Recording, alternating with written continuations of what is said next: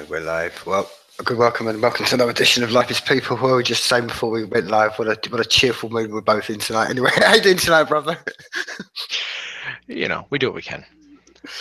Dude, well, like I say, man, I don't even want to go into the formalities and niceties and stuff. I just want to go straight into this, man. I was just saying to you before, we'll kind of spark this while I want to have a conversation with you. I've just been, well, I think for want of a better word, and I think it's been as it is, I've been ploughing my way through the demons by Dostoevsky, and well, as I said to you before, it's a heavy weight to read. So I thought I thought, especially particularly the times. I mean, I think particularly this, and I wanted to kind of, I know you're a particular lifter of these heavy weights, and I know you're a big Dostoevsky fan, and I want to sort of talk to you just generally about, because I think. My sort of general overview is really, I want to sort of like go, open this up discussion was generally about how relevant what he was writing at the times he was writing it, when he was in history, and how relevant they are to the human condition and how much we are at this tipping point of where we are right now. Oh, absolutely. Demons is one of those things. It's it's a book so bogged down in the mundane that if you're not careful, you miss the point entirely. But if you follow it right, you'll understand how to start a revolution. Like you get it. You see every single thing there. You see the conniving, the heartlessness of those who seek violence over like mediation and things like that. And I don't know how far you've gotten into it. If you're not finished with it yet, then I've betrayed an awful lot. But it only gets heavier. That's the entire point of the book, and it is as brilliant as it is devastating because it's timeless. Like I don't agree with Dostoevsky's like. I suppose Christianity, for lack of a better word, his necessity of God, but his understanding of humanity was bar none the greatest of any writer in the last 300 years. It's timeless. Well, it's fascinating you mentioned that because I think one of the theses of generally the demons and particularly that whole book itself, and it kind of leads into. Actually, eventually one of his final books, which is the Grand Inquisitor, which is part of that whole, the brothers. Yeah. Exactly. So, and I think that it's fascinating you mentioned this because it seems to be an ongoing theme with him. Like you said, he wrestles with not only the conditions of man and the nature of humanity, but of us as an entity on this, as we are as people. But he also he wrestles a lot, like you say, and you see this arise, particularly in Demons, and I say it's linked with the later stuff about him wrestling with what the concept of God, and this is his thing. I mean, you mentioned Christianity. I think this is why it's fascinating because you've got to bear in mind again where he was historically. He's in his 20s. He's in Russia. It's Tsarist, and yada yada yada. You know what I mean? So but what I like particularly about Dostoevsky, he even goes really in depth with what the concept of where God is, what is God, is what we're talking about. What is it to say there isn't? If you say you're a complete atheism, what does that mean? And I love the way he deals with this. I think this accumulates really in the Grand Inquisitor, which is one of those things that even to this day you can wrestle with, and you're like, okay, which side of this am I on? Am I on the side of the Pope, or am I on the side of Christ himself? And I love the idea he wrestles with because I think he deals with which you see in the Grand Inquisitor. It is just that idea of two extremes of what we can be. The highest element of. So if you let someone be completely, it's like what he deals with is love versus freedom. Ultimately, if you love somebody, how do you let them extremely love and get them the ultimate freedom? But then you want the reciprocal. And that's where I think his God element and it can get mixed up with people with the Christianity. I don't know what your thoughts on that are. On his version, his understanding of Christianity, it's a very, to me, it's very historically based. Like he's pegged as an existentialist, which to me, that entire movement is generally like sans like. Obviously, there's Christian existentialism, but like I consider the existentialist movement to be largely like beside the idea of God. It's largely about us rather than a deity as a whole. But he wants to kind of bring them all together. And God, have you finished it yet? like I said, that I read this once when I was in, literally, it made me, when Right. I was in my 20s, and then it's coming back to it now. And Yeah, like I no, say, it's yeah. it's not the easiest to read. Let's be real about this. No, there's about 2/3 of it that you could sit there on the face of it and just say, this is garbage. This is literally garbage. What is this nonsense? Why is this young man talking to this weird debutante rich woman? Who cares? But once you see the whole thing, it amounts to, so that's how you do it. You slither your way in, and then you win. You control the money, you control the power, you control the social aspect of it. You win. It's gripping something by the face and saying, "I will not let you go." Yeah, no, it's he deals a lot with that, with the social aspect of politics and demons. And in Brothers Karamazov, he's much more concerned with the religious question. And I can't. I still wrestle with him every goddamn day. I can't. I want to love him and declare him to be the greatest and the best, but like his entire existence is so bogged down. Like he was an epileptic. He had these moments, and it shows up in The Idiot, the one before Demons, where his character just kind of stares at these paintings, and they have these literal like religious awakenings.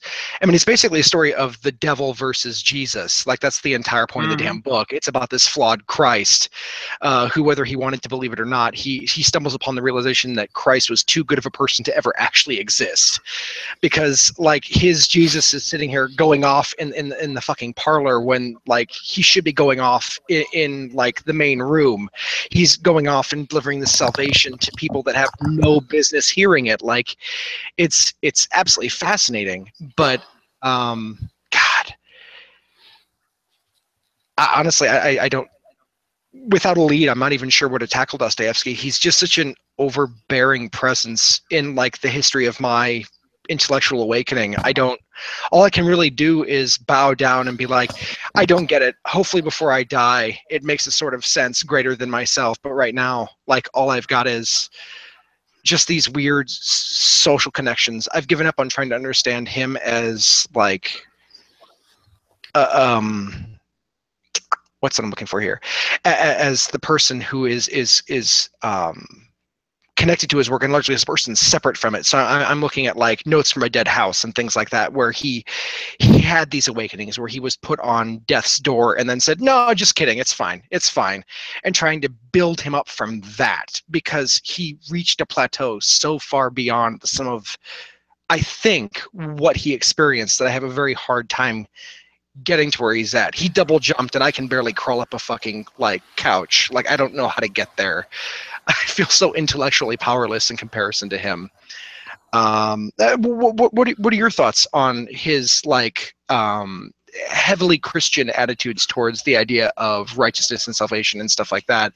Because he does seem to have a very powerful idea that, I mean, it shows up especially in Demons, that if you don't believe in God, if you don't believe in Christ and that greater good, you should just kill yourself, because atheism ultimately, it means you should just kill yourself if you don't find God, which is one of the things I had the biggest problem with in Demons, is that idea of existentialism that simultaneously says, well, God is great, but also if you don't have God, then really, like, in order to, you must declare yourself your own God and kill yourself in order to show that you are above everything. And I find that so, frankly, incoherent. Like it doesn't mesh, given how not progressive, that's the wrong word, but how expansive his worldview is, and to have that idea of religiosity pinned to religion is just strange to me. Well, as I said, my friend, I think you can never separate the man from the time and the experience that that Oh no, person's going absolutely through. not. And I think, I mean, dude, just to sort of put a little flag post in what you just said there. I mean, one of these things when it's always fascinating to me that, and I think it's the theme of what generally he discusses, but when you put into mind that he was in his 20s, dude, I mean, he wrote that and it's delivered it to somebody, and the greatest publisher in Russia, literally, I mean, I always try to get my head around that, because I mean, when I was doing my creative writing degree, thinking, imagine me just writing a book here, and then I'm handing it to the, the great, one of the greatest critics over here, and next morning they're running to my door and saying, "This is the greatest thing it's ever been." It would, your ego, and it did with him. When you, and from what I understand, I'm not, I don't know in depth about the guy, but from what I understand, it did blow up his head, and he did have some, like I say, what he is as a person shapes what he wrote, and I think to sort of answer that question, you've got to bear in mind he's in his 20s, his ego's gone to all this sort of, all these levels and stuff, but I think his deep, like I said, religious and the Christianity thing, I think ties to him, and I think it goes into parallel to the other book I've written, which is fascinating to read to go in parallel, which is the Gulag Archipelago, which is a fascinating insight to what it's like to take that which is what he went through when he was sent to, away to, Siberia and stuff like that. Yeah, exactly. You do again. Just take this a step back. He was literally going to be shot. I mean, he was literally stood there in front of. So you've got to kind of imagine what the trauma of just knowing that you could be alive, dead. Oh, actually, I've been alive, and then you're sent to, like you say, off to that hellhole, which was, up to that thing.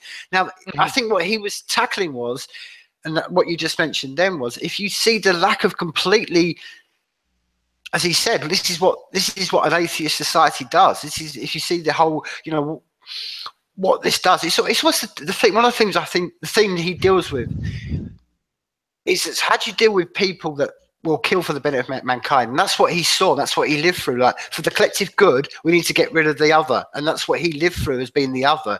And I think you start to wrestle that, and you start to see, okay, what are they? It's like I said, it's the swings that he deals with all through his novels. They're like, this is one side of humanity, this is the other side. So if you take the ultimate good of humanity, then if you follow that, like you say, you follow that path, it does eventually lead to God. And I suppose when you're living in which he deals with a lot of going through hell and stuff and all that, you can understand that. But again, I go back to my friend, and this is why it's interesting. I don't think anybody can sort of, I mean, he does, like he said, you could argue he pins himself to the door of that whole Christianity thing. But man, again, I've reread, and I've seen many plays of it. I'm going to put a link onto this afterwards. There's a famous John Gilwell, the Grand Inquisitor. Again, which side is he arguing for? I mean, you don't come away with that a clear. Is he saying that either side? That's why he was a genius, because I feel he kind of left you that question very much open. You can read both sides. I mean, you can come down and go, hey, I'm on the side of the Pope here for the better good. It's not good like you doing that. But on the other hand, you see this. You think, okay, what would we do with a human being if that could happen? If we met the ultimately good person who did that, and it's isn't it, again? This is time in history, dude. It's the old joke, isn't it? What was it? Gandhi shot. Think he shot, Reagan injured. I mean, it's the old thing that we always take away the good people, man. We always keep the good people off the boat, because there's something about, which is what he deals with. What is it in humanity that doesn't like that extreme good person? We find it uncomfortable. We find, like you say, if we did have someone like a Jesus Christ brought before us, we'd actually feel quite uncomfortable with that. So I think that's what he deals with. And obviously, it's just, as I said before, maybe he didn't have an awareness of Buddhism, maybe he didn't have awareness of other religions, and maybe that's why he got put into the Christ element. And he got to be aware. It's interesting to know how much he did know, because he got to remember he was lived in that very confines of Russia and the Tsars, and seeing the other states. You've got to bear in mind that people are only aware. I don't know. I've read theories that maybe he had some contact with Mark Twain, and maybe he had some contact with some of the French intellectuals. But that's, again, it's all supposition. So I don't know. Sure. So I think he's ultimately. I think what I think you alluded to it. I think if you're where we are, I mean, I class myself like you did. I feel like I'm struggling to call when I see this guy running ahead, and I think, well, how'd you do that? And maybe that's the point. The reason that when you do run ahead, you're seeing the answers to those questions, and you think, of course you're going to of course you end up thinking like me, because that's obviously when you get up and run, that's what you do. So I don't know. That's what I think. It's like you say, it's something you can wrestle with completely, because I can see what he's saying, because it does open that question. I mean, if you don't. it's why, like with me, I would no way class myself as religious, but I would never claim myself as atheist. I wouldn't say I don't know, and definitely not, and this is definitely the end. Oh, sure. Because so I think that's what he's dealing with, isn't it? It's just two extremes, and it's to deny two extremes. I think it's one of the things he deals with. But so what you do if you deny the extremes is you just have this comfortable existence, and then you start to, well, you deny the reality of mankind, which just has the darkness and the light. Sure. Well, see, I've never I used to think, like, I used to abide by the idea that Dostoevsky was one of those people who wasn't a completely and totally bought and sold, like, Orthodox Christian, like the Russian Christian. But the more I read of him, it's like I can't see that side of, I'm not sure which side he's rooting for. To me, he's patronizingly, like, pro-Christian. Like, he's like, without God there is nothing. Like, everything he does is so, I mean, looking at Brothers Karamazov, Ivan at a certain point gets an argument with the devil, and Ivan says, I don't believe in you, and then throws a fucking glass at him. Why would you throw the glass at something you didn't fucking believe in? It's absurd. It's one of those moments where you're like, it becomes very, very clear that you're aware that he is, I mean, he's very able to tap into that mindset that he had when he was in his 20s, of that sort of that fear, not that fear. I get fear is not the right word, but that want to challenge things, that want to, carpe diem, like, seize things for your own. And then he's just sort of like, no, it's all beyond you. Once you've been put on the firing range and then pulled back, you realize you can't. It's beyond you. And he did find he was able to predict by 20, 30 years, like, the dawn of, the night, the Red October and things like that. He was able to see that coming, which is the most fascinating part about him, because he saw the hints and pieces in it. Even when he was, I believe he wrote Brothers Karamazov when he was on, I think it was Nicholas, whoever was, I believe it was the Tsar at the time. He was his official religious minister for the last 3 or 4 years of his life, maybe perhaps longer. But he was in it. He was in that whole big thing, and he was still dealing with these questions, and he was able to somehow see into the future that idea of, if you apply a purely scientific with no emotion whatsoever to it, you can justify anything.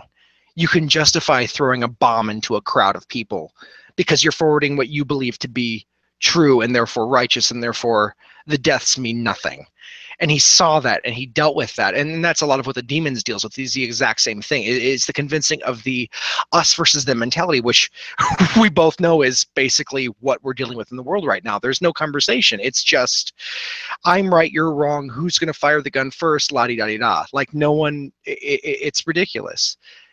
And I cannot believe that, anyone, let alone, someone who was almost shot in their 20s and spent the next 30 years coming up with this idea of truth that isn't, in order to, his idea of truth is that you have to basically, at least in my mind, is that you have to simultaneously accept that human beings are capable in the same moment of being unimaginably evil, but soul-crushingly beautiful at the same time.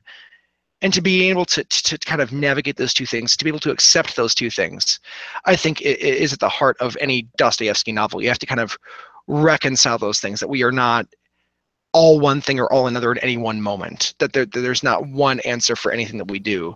And that's what makes it so fascinating to me. Dostoevsky, as a writer, was able to navigate that, and with his weird manic energy that is, you can't imitate it.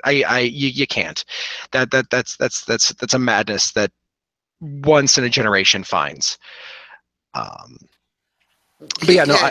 Go ahead. No, I just want to say, I mean, I think on that very thing, I think this, if nothing else, the clear, like you said, the high pinnacle insight he gave about I mean, this is one of the things that, as I said before we went live, dude, this is one of the things that frustrates me more than anything else.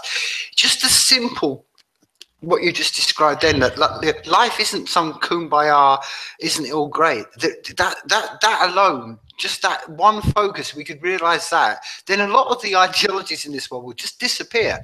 because they're all based on the idea that we're all going to, if this X, Y, and Z was going to be followed, we're all going to get along and everything's going to be fine. And that dismounts humanity, because there is no utopia. And that alone, just as utopia killing, is if we could just get rid of that. And half the problems in this world, my friend, to this day in 2017 are just around this idea that somebody who can do something to make everything all okay, and there's some magic key that's going to make everything all go. Like even that could happen, and even if it did happen, which is what he deals with, would we want that? That's the whole point. Would we want that? And you know, and I think it's, like I said, dude, I think it's fascinating, because I think you're absolutely right, because what he deals with is this argument. And I think what we're seeing now, as much as we've got all this technology and all these things that we discussed before, we're still seeing this. We're still just human beings. We're still these lizards with lizard brains. We're just these bunch of cells. We're not evolved that much from what we were 150 years ago, 200 years ago. And that we're still wrestling with the same things. And all we've got difference now. This is where I think it's a critical tipping point. It's not only have we got the same, like I say, the drives and the needs that we've all got in us, we've got these far more powerful tools. And instead of these tools now being just in the hands of one or two, these tools are now in the hands of many. And that's what I'm saying. That's what we're seeing. I'm living with it. I live in this country where people are, like you just said, they'd have seen no problem in going into arenas and just blowing themselves and everyone else around them to smithereens. I don't see anything wrong with that. And we've seen it, you know, people run into human beings on the opposite side. I'm not trying to say one side or the other, because we had exactly the same this week where somebody just ran into a bunch of Muslims on the other side. It's not, you know, it's just like you said, it's both sides. I'm not saying one or the other. No, absolutely not. People are arrogant on any side of any ideology. If you have an ideology, like not just beliefs, but like an ideology, something that you have built as a core of yourself and believe that that is true, and you've built that rock, you are a problem. Like, you need to be willing to listen, even if it challenges your core belief. And that's those people, the ones that, you know, blow people up, run people over, any violence at all. I mean, don't get me wrong, I understand that, you know, when you feel trapped, you believe that violence is the ultimate necessity. And maybe I just don't care about anything enough to understand the truth of, like, that kind of belief. But I can't believe anyone could ever be confident enough to end a life over a supposition. It's absurd, and I don't believe that it can be considered in any way, you know, racist or deplorable, and to see the absurdity in ideology. Like, life's complicated, and the sooner we realize that, and that there's no, as you put it, kumbaya like arena, there's no way that utopian society can kind of come together. Like, there's always going to be bodies. You can't get rid of them. You can hide them behind rhetoric, but you can't get rid of them. They're always going to be there. And that's the most difficult part about living in a globalized society, because we're realizing they have a face, they have a name, and that's terrifying. Exactly, and I think this is one of the things that he wrestles with, and, you know, like any good creative writer really should do, is wrestle. I said that theme of, you know, what there are going to be people on this planet who have that desire to do, you know, who will kill for the benefit of their ideology. And this is it. I mean, just that alone, this is one of the things that I think, this is one of the things that always fascinates me. That's why I want these conversations to go out. And it's always, I don't know, I mean, this is a sidetrack, this, my friend. I went through all my school education, and not once was I ever given a Dostoevsky book to read. Oh, never, never, never. I mean, even George Orwell was kept away from us. Never, never, never. And it's like, but isn't, and I know we can discuss about why, blah, blah, blah, but I think it's fascinating that they're the books that all, you know, whether you, like I said, we spend a good chunk of this conversation really discussing the themes, but surely these should be the books we should all be starting with, because he deals with these themes, because we're not going to escape from the, like I said, we're not that different. So what we're going to do with people who have the same themes, and it's how to deal with that. Now, I personally think, and I one of the things I do take away from a lot of his work, and a lot of, you know, particularly when I read those dark, murky waters, is thinking, okay, look. And maybe because particularly I can understand, particularly from my background, I can understand why people have got very fanatical perceptions, especially religious, because it's the ultimate, hey, it's the ultimate thing. That's, again, this is what us humans do. We've got that ability to really put our things into the future, far more than, you know, we can not only store for tomorrow, we can store into the afterlife. I understand the perception. I understand why, for everything that we may look at it and go, discuss. dude, more than anyone else, I can understand the Muslim fundamentalist, because I think I can understand it. It doesn't matter what I say to him. In fact, I think it's arrogant. I think one of the most arrogant things when I read these, let's be right, these white liberal bourgeois people sitting there going, oh, and going over and writing these articles to the imams in Iraq and going, well, you're misreading the Quran. And they're like, don't tell me. It's the most arrogant thing, like you said, because these people are stooped in it. Now, okay, we're not going to we can either go, okay, well, look, they're not really like that. We can ignore. This is the trouble we've got in this world. We're all, like you said, we're coming more and more cheek and jowl with all these ideologies around the world, and we're starting to realize not everybody thinks the same, not everybody's got the same ideologies, not everyone's got the same thought process. And this is the things that he deals with, Dostoevsky, and it's still relevant to this day. And it's, how do you do this? And I said, I think this is why it's such a difficult, because we've got more of these. I mean, look, listen, the last time we spoken, my friend, I mean, I mentioned about these tools and how they can go, and this is one of the things that gets me, because one of the things he deals with, particularly like I say, leads to the religious point. He understood what it's like when he saw people just fly behind the ideology. That's what led to him being thrown in, and he saw communism coming. He saw that, and you see this again. You see these people just jumping into echo chambers and just going, "Oh, good old thing. He's a nice guy," and they're not even looking, not even thinking. They're giving up part of their own thought process to go, "Oh, he'll sort it out. Good old Uncle Bernie. Good old Uncle Jeremy over here, good old Auntie Teresa, or whoever it is." You're subjugating yourself, and this is what I love what he deals with, because he ultimately deals with, like, all these problems are coming from us as human beings, and I can't change you, you can't change me. All we've got to do is basically wrestle with our own selves, and if we could just do that, and hopefully this dealing with the realities of life, because I think one of the things that it's so similar when I read, like, going through the demons, I think we're so similar to where we are now.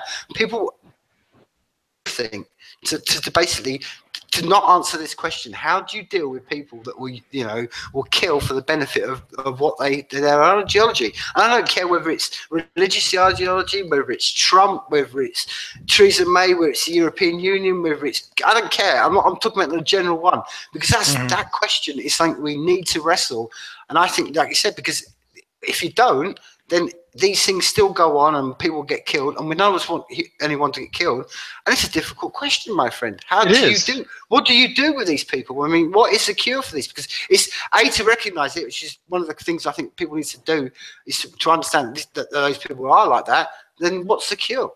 And this is one of the things that I think I love talking to you about, because, dude, I go down the rabbit hole on the other side, and you hear all these, oh, well, if we only had cryptocurrency and everything would be fine, and it's like I just said, we're still dealing with human beings, so there's no one quick solution cure. So this is what Dostoevsky wrestles with, and this is what I love when I come away from swimming in the murky waters, and I think, yeah, this is something we should all do. How do we find a cure for the people that, like I said, will kill for the benefit of the ideology or mankind, as they say it? Yeah, I see that. I find a very fascinating question, just on its own. The idea of whether or not, like, to me, it's like an ideology is like a religion, fundamentally. And if it's not strong enough to stand up without blood, it's not worth holding on to. Like, if it's not strong enough to stand on its own without you harming someone or any type of aggression, then it's clearly not worth holding, or you don't understand it enough to defend it properly. There are, like, I don't want to say logical, because ideologies are very rarely logical, but like there are conversations to be had, and if you're not willing to have those, then it's a religion. It's a cult. It's a mindset that has no substance. It's those who are sitting there shrieking at the top of their lungs saying, I have the answers, I have the answers. It's Life of Brian all over again. There's a million fucking Jesuses, and not one of them knows a goddamn thing. And I think the only answer is to get more of them in a room together and make them listen. But if you can't make them listen, then there's no point in doing it. And then what do you do with them?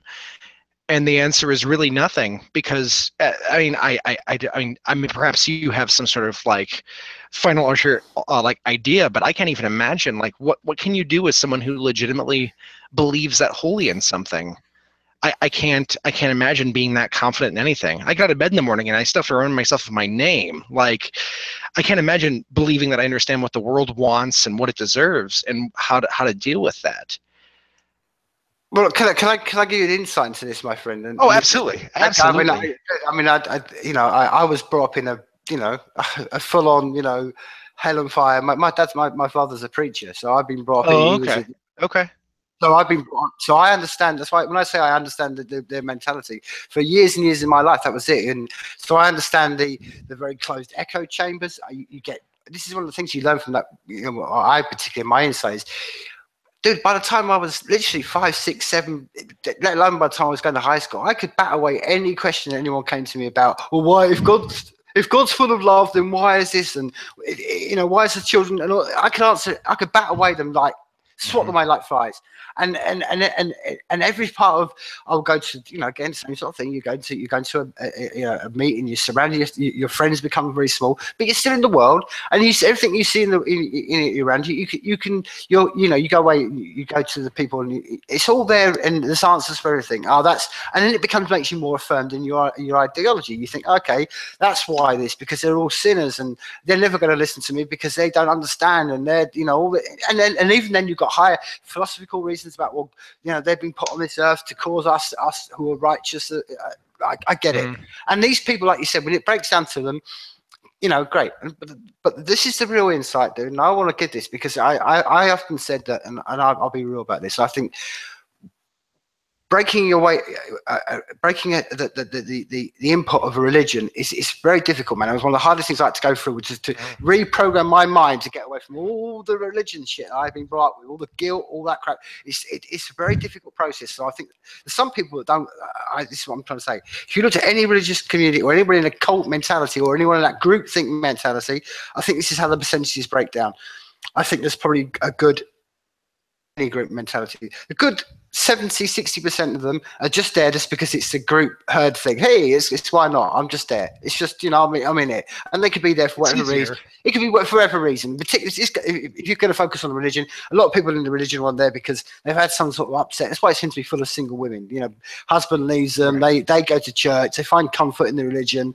It becomes a crutch to them. So that's just a general kind of collective people. And these people are that in that area. Then you have a number of maybe 10-15% on top of that, 20%, up to the 90% people who are a bit more kind of, it becomes a life affirming to them. So things start, and obviously let's be right about this. If you've had people that have been in some sort of shitty condition and they've been a drug addict or an alcoholic, and for whatever reason they've had some sort of life affirming experience, and it's been through the Bible, and then 2 years down the line they suddenly got a job, a house, a kid, and everything else. Of course they're very much on it. It's like, well, this book transformed my life, and maybe it did. Maybe them not partaking in seeing those friends and moving into a new circle made their life a lot better. It got rid of all their things, and you could argue did make it a lot better. So that's that 20%. Then you get to that 10% who are kind of use that kind of the organization, that group organization for power politics, and they want to be the religion, the elders, and the people who are pushing the power. Like any power structure, you get to power politics, and at the very top, dude, you get maybe the 1-2% who actually proper believe it. And this is my really big general overview. With all these people, all the religious, I think, you're never going to get rid of them all. They're never going to. But I would say, like I say, good 80% of them. It's just it could all break away so easy. That's what I'm saying. There was someone who was so much in it, and when I was growing up and all that, of course, to everyone, if you met anyone who knew me up to the age of 18, you go, oh, he was, Mr. Religious. But I never believed any of this shit. Never once. And I was like, no, I wrestled with it all my life. And so my point being is, I think this is where most religious people are, but they find the comfort in it. And if you go in any group, you've just read the Scientology book. You understand that cult mentality thinking. And I'm saying, what do you do with those people? You basically, as I say, as you found with Scientology, how many of them have broken away? And they were in that 70% I talked about, or in that. There's very few, because there's a very few who are basically the people at the top of the tree who, and they need all the rest. And that's where you how you deal with it. Because if there's, for instance, if there was a reformation, look at the pictures of Iran in the 60s, dude. I mean, this is one of the things. Oh You God, go to, yeah. and you think if they just, and do you think that most people in Iraq are suddenly superhuman people, or people in Iran or Saudi Arabia are any different from us? Of course they're not, man. That's why the men are like the rates of masturbation and all sorts of things in those countries. Man, there's all sorts. They're still human beings. Don't you think that if you just lifted the curtain from them, they would just be like human beings? It's exactly going back right full circle to Dostoevsky, because it's all the same shit I had in the 80s. Like, oh, but if communism, that wall fell down, these people they're not going to understand of the West, and they need to be dragged into this, with freedom. No. How many people are full on communists right now in Russia? None. That's what I'm saying. There's very few people like any ideology that actually really believe it. A lot of them, it's just that, as I say, that's my general insight. So go back to answer your question in a very long-winded way. What do you do with those people? You give them platforms. I'd love to give all the imams, I'd love to give all these people as much platform as possible, and let someone from the opposite side just question them, like the Inquisitor. Yeah. And then let the herd make up their mind, and then we'll see how much it breaks down to how many people. Because ultimately, these people are only going to be left with a very small 1% of people following them, because the rest of them are basically just doing it because, as I said, they like to be in that group. Again, this bleeds very nicely into, and I wanted to talk to you about it. I mean, what were your thoughts and your takeaway insights from the reading of Scientology? Because it maps very much and bleeds into what we just discussed. So, absolutely. Yeah. No. It's basically just religion without, Scientology, that is.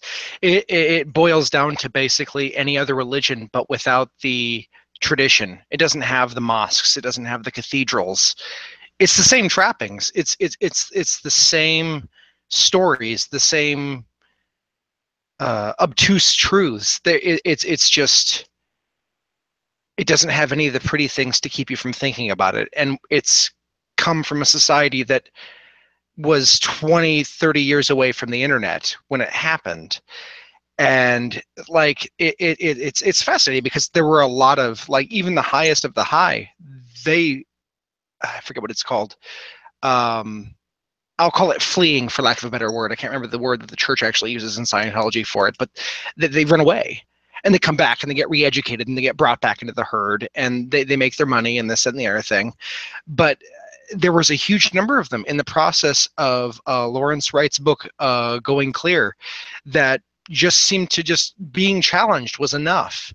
And they fled and they were captured and dragged back and then re-educated. And then they were like, okay, no, I'll do right this time. You're right. L. Ron Hubbard was right. I can do this. I can do this. And that's, I suppose, my biggest problem with open platforms when it comes to ideology. Like, I'm not saying that there's a universal truth. I'm saying that there are ideas that are less fucking stupid than other ideas. And I believe when you inherently have to siphon your voice to a specific metric, you're probably full of shit. If you can't field questions from the other side, you're again, stupid. But so many of those, I don't know whether you follow what goes on over here so much, but Megyn Kelly just interviewed Alex Jones. Alex Jones being the Sandy Hook was a false flag, and all of those dead children were lies. There are no dead children. All those parents are lying prostitutes. And Megyn Kelly just kind of spoon-fed him and gave him a platform. And that's the kind of platform that I find to be reprehensible. It's the kind that doesn't come with legitimate inquiry. It comes with, because I have a feeling that if what we were talking about existed in a world where journalism, like in a television sphere, had any integrity at all, like Walter Cronkite integrity of even like a small volume, we would be in a different space. Not to say that Walter Cronkite was beyond his own biases, but just to give it, a groundling of some sort of, truth, we'd be better off. But there's an entire section of media that just doesn't deal with it. They don't want to. And there's no real question there. It's just really me being sad. Like, because I agree with you. I think that that universally there needs to be everyone talking to everyone else. I think that's how you find the middle ground.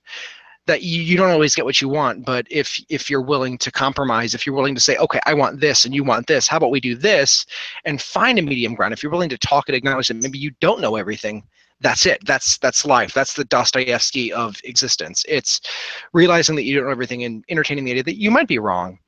But then in the modern age, like that's one of those things that he didn't have. He distrusted technology. Like he would be mortified.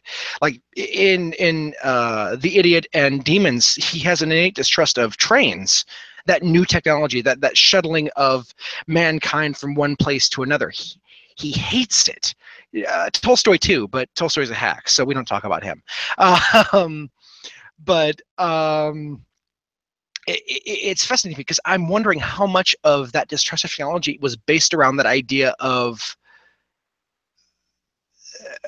cultifying everything, that idea of deciding your truth. Because if you're on the train, you're going from one place to another place and not looking at all of the space above it.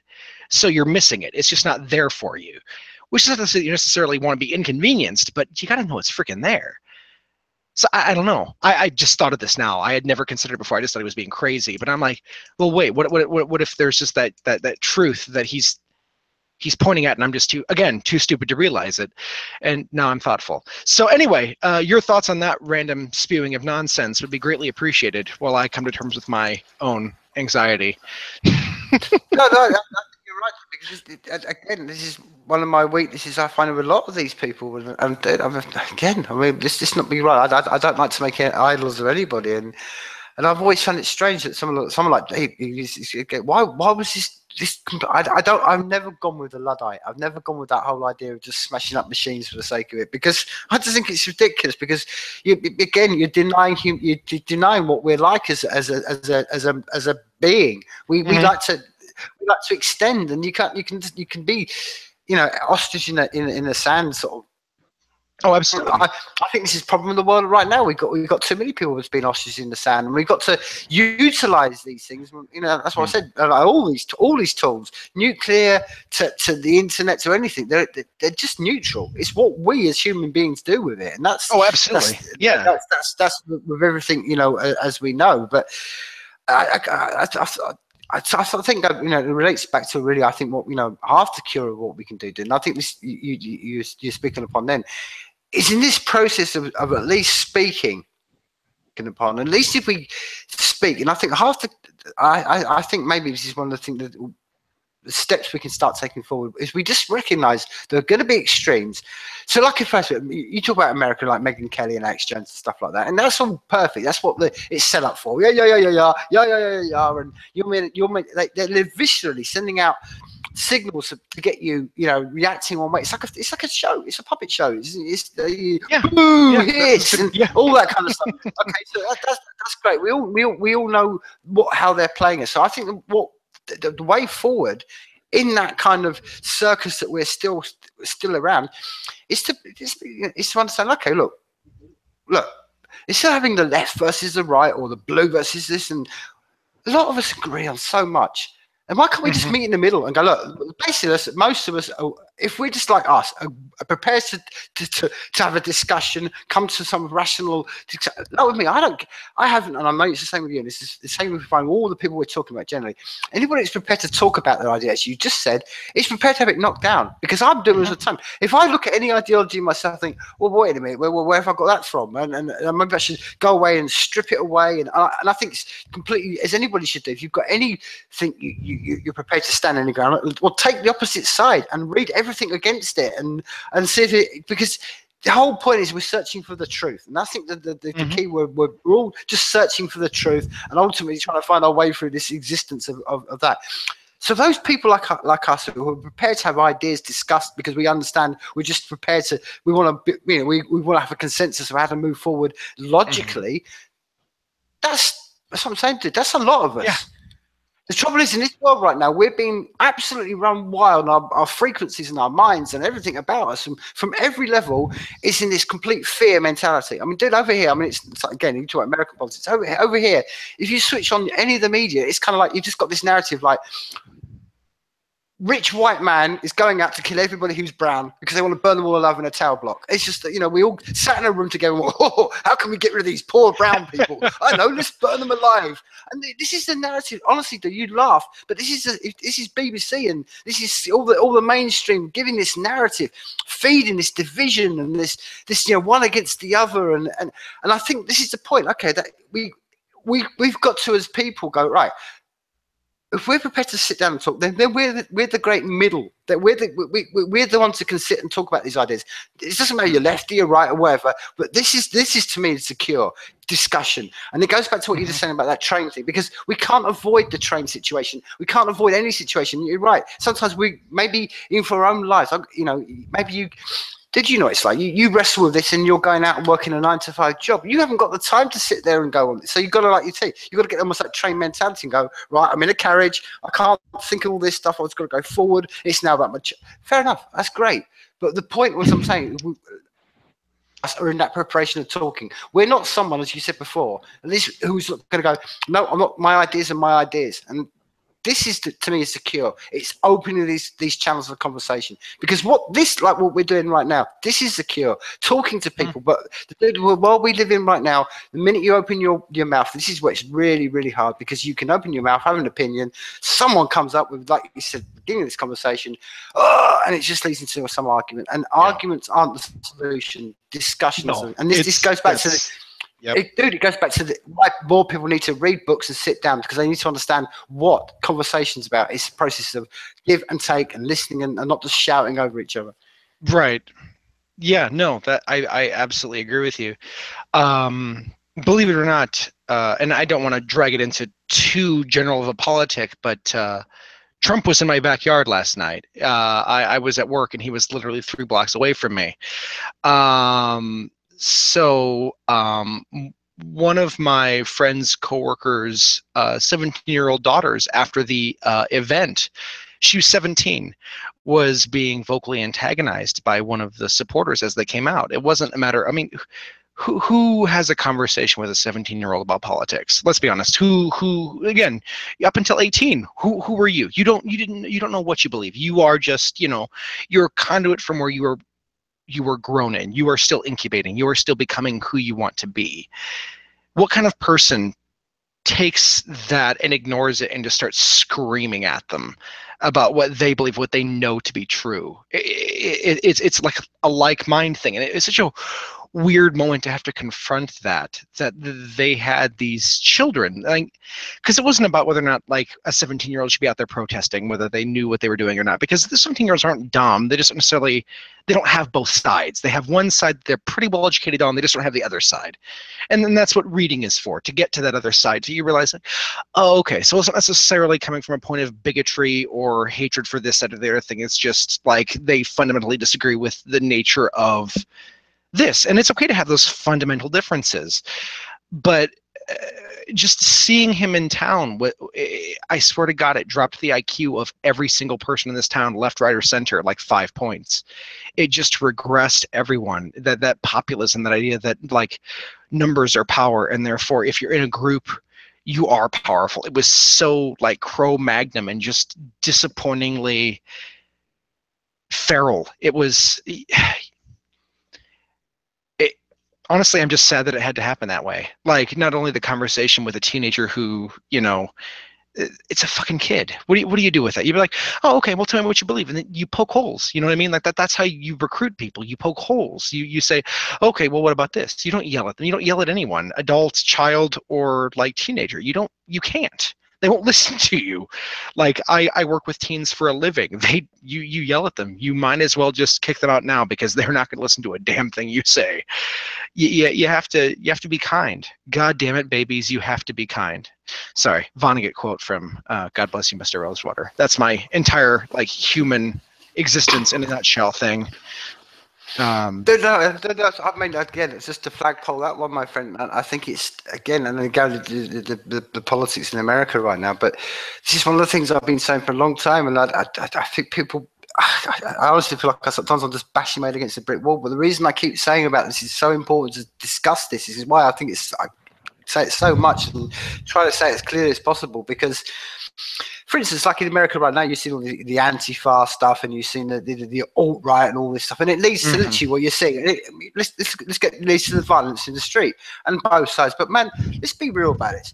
So when it comes down to it, which is what I'm saying, the extremes lead to that, and you get people like you saw, the taking over Berkeley and all that kind of stuff, and people you saw these images, all that kind of stuff. But man, let's be real about this. When it comes down to it, it's going to lead to pitch. Man, who's going to win, the left or the right? The right are going to kick the shit out of these college kids, and that's the scary thing. This is the scary thing when I say it about over here in Europe. It's not the. This is why the left are going to, in history, are going to be culpable for some very serious questions, because they're going to, what I say all the time, it fears over the right, is we're going to see these extremes pushed out to this, and then okay, we get the extreme left and the extreme right fight. Well, the extreme left in a fight, the right beat the left, and then you've got all these extreme right wing proper thugs who, because we've now neglected talking to each other, and it's just who's got the biggest muscles, dude. And that's why I say all the time, and this is what I fear when I look, particularly in America, man. And again, I'd love to hear your thoughts, particularly on the politics one. I mean, man, I look over to America and think, I really hope, because there's that old analogy that America, sneezes and 3 weeks later Britain catches a cold. It's that whole point. We just had a little bit delayed, but I'm like, man, I hope it doesn't get to the point. But I see it coming over here. Ours is much different, but you see the same. Dude, talk to me about what's going on at Berkeley or Evergreen. I mean, what you just said, it's been overtaken by kids with who are just.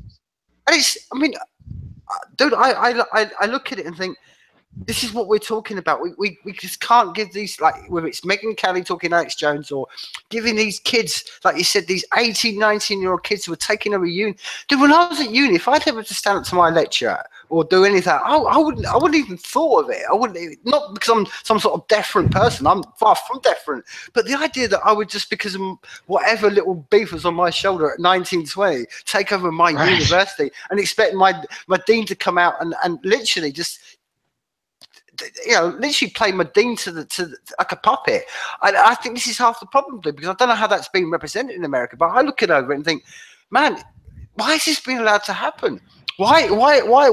This isn't discussion. Universities were set up to have the ultimate, what you just discussed, where we have free reign and we logically work out things, and they've just become, for whatever reason, turned into these huge factories of just screaming kids who, like, just like you say, and it's both sides do. The whole thing is, like you said, all it's happening is we're not talking anymore, and we're just, like you say, we're getting, like you said, like you said, a grown person, anyone talking to a 17-year-old like it's relevant. Well, it's like the old joke, dude. It's like, you got your little, your child, dude. It's like you taking your little one out and saying, right, you go in, playing soccer, you go in nets, and then you run out and belting the ball out and go, yes, I scored. It's like this. Yeah. Come on, it's that point. I dominate the shit out of my kid at soccer. I just want to point that out for anyone who's listening. I win right now. It's the same. She's not even 2. It's the same mentality, dude. Going to a 17-year-old and feeling you're superior. It's the same mentality. And what I'm trying to say is, it's not the 17-year-old in that situation that's wrong. It's the person that's picked the fight, and that's what we got in some of those people. Like, okay, if they're in this circle, what do we do with those people? And that's what I'm saying. We go look. If you're going to be like that, then hey, maybe it's time we isolate you from our friendship, a circle of people we know. And I treat you like I would treat my kid if that was the same way. Maybe that's the solution, dude. I've always, if you want to break it down to a thing, I've always thought this, dude. When we were all kids in the playground, we had it all sauced, and then we grew up, and then we complicated the world. And we should just treat everything like when we were kids. Like, if we had a group, if we had one of them pricks in our circle when we were at school, dude, he would be out of our circle. Right? Can you imagine? Shun. But we get to adults, and we suddenly feel, out of politeness, we don't want to say anything. And we should. This is what I mean. We just stand up, confront these people, and say to them, "Dude, what do you really get out of having a go at a 17-year-old or the 18-year-old? What are you going to really achieve by making a dean dance around under your, Again, I've winded too long. I'd love to hear your thoughts, particularly on the Evergreen situation and what's going on in universities at the moment. You're part of, particularly what we're discussing and this whole thing. Yeah, no, I don't watch a lot of media. I read most of mine like 3 or 4 times before I get to it, so I can't say where we're coming as a culture in terms of where we're shifting. My assumption, just based on headlines and everything else, is it's still that stark dichotomy of right versus left, of right versus wrong, and it's as deplorable as it sounds. There's no rational conversation to it. The idea that, you know, any number of 19-year-olds who have a political opinion can get someone else to dance around their because of some, like, what are they going to do? Go to a different college? Fine, go. It's your debt. Like, I don't. It college used to be the inverse of what it is right now. It used to be, you know, the students had all the leverage, and then they decided, like, oh, hey, how about we just get all these teachers together and then we'll teach you kids, and then they got control. And so that's where college came from, was they had control over the itinerary and they got to charge us. And I feel like we're trying to take that back. We're trying to make them dance for us because, oh, well, we're young and therefore we have, I guess that provides some sort of legitimacy for it. I don't really, the logic doesn't follow for me. And it's very strange to see that string be pulled, because there is a legitimate, like, recoil, sorry, when they don't get their way. Like, there is a, oh, they're wrong, and then, like, it gets fed down the line. It's telephone. It's every one of this ideology tells everyone else and just keeps on spreading. And depending on the absurdity or the intenseness of whatever assumed, like, recalcitrance happened, people get upset about it. Instead of talking about it, they're just like, oh, that's stupid. That's some sort of, like, fascist nonsense, or that's a liberal snowflake. Like, no one says anything that means anything. It's all just token. It's a way of just throwing everything to the side. No one's talking about everything. Everybody's just, again, fiating that they're correct and moving on. And I feel like we're that way in most of Europe and all of America, because obviously America is just one big, I don't know what the hell it is, but it's a fucking mess. But it seems like Europe, all across Western Europe at the very least, like, it's a mess. Everything's getting, like, I thought it was bad in, like, 2012. I had no goddamn idea it was going to be this bad in 4 years. Like, I had no idea. And I'd isolate it to, you know, oh, some sort of weird recoil to racism because Obama was black or something, but it's hitting everywhere. It is hitting legitimately everywhere. There's a legitimate fear of the other, and it's being fostered and fed or denied.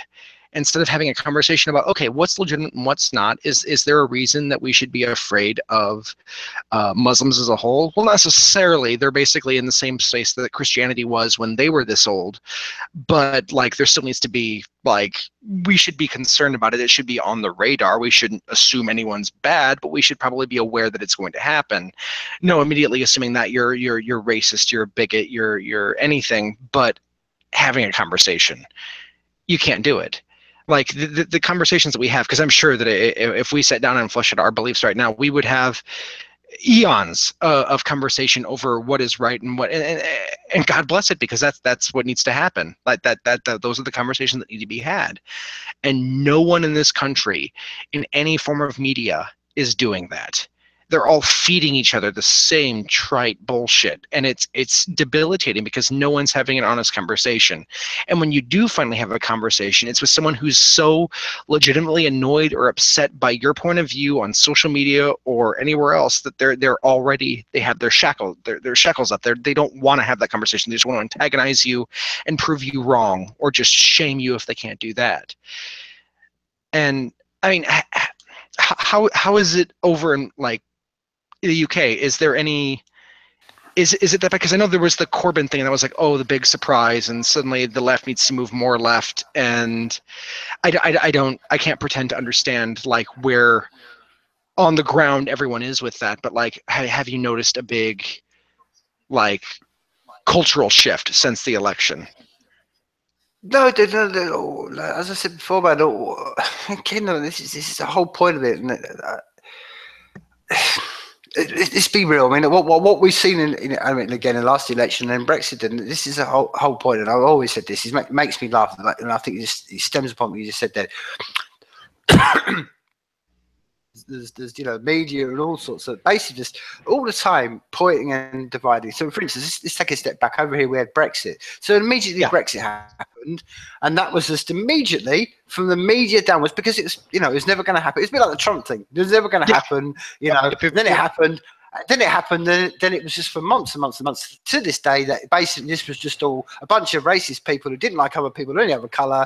That's what it was. It was all da da da da da. So that was the narrative for this, and then you're seeing this, and then we saw in the last. All we're seeing now is just the whole thing about the pushback to that. See, this is all the other side coming back, and not all the point of it. And this is always annoys me. This is why I can't stand this whole left right da da da crap. It's always frustrating me because it's like.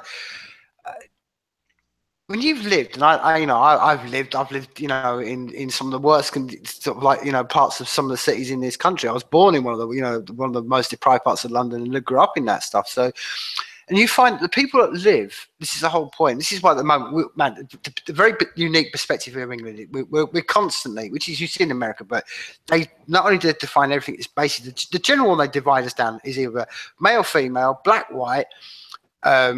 And then particularly the one that is the same in America is just the rich poor. If you're rich, you're poor. That's your three major things. But I'm saying, but when you live, and this is what always gets me. So over here, particularly, it's about class. They put the extra little. Oh, look, it's the upper class. They love all that. They love all that stuff. The accent bit, right? Like you can tell the accents, and that's how you subconsciously judge people.